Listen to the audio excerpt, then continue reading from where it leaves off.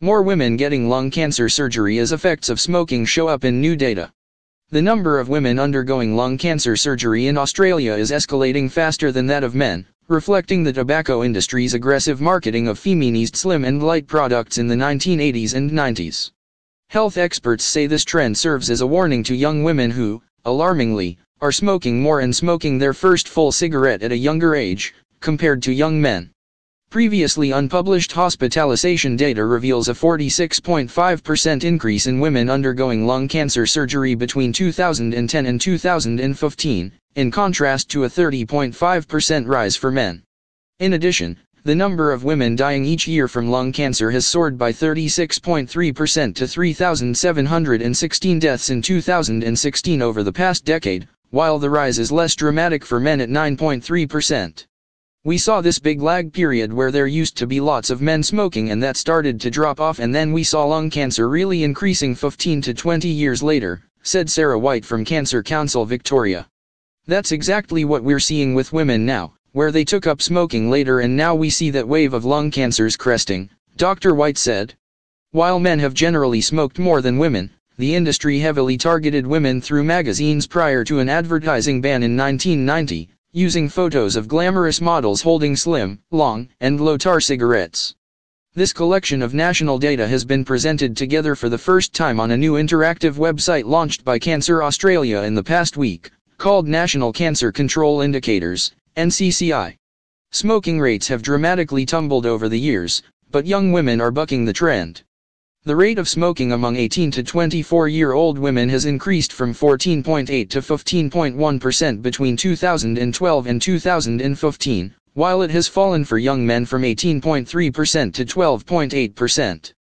Dr. White, director of Cancer Council's Quit Victoria, said the recent rise in lung cancer surgeries and deaths was a warning to young women that they weren't bulletproof, as those in the 80s and 90s may have mistakenly thought.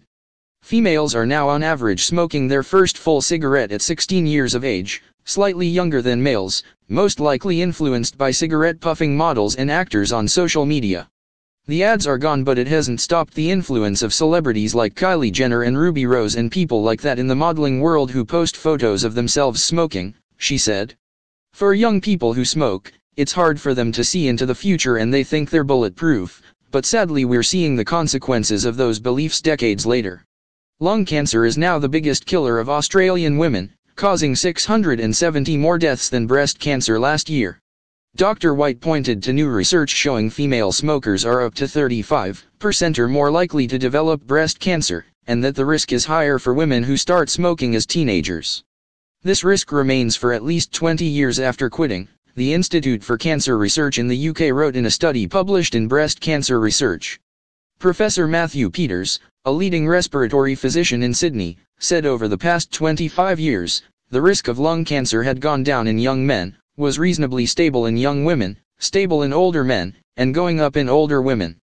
Commencing smoking at a younger age is one of the important contributors to lung cancer, he said.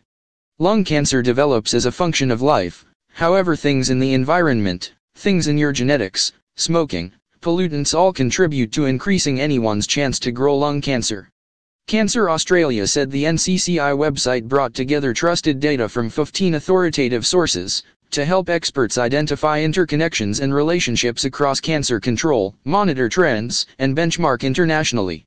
It doesn't just tell us what's happened in the past, but also informs where our efforts can be best placed, said Dr. Helen Zorbas, Chief Executive of Cancer Australia.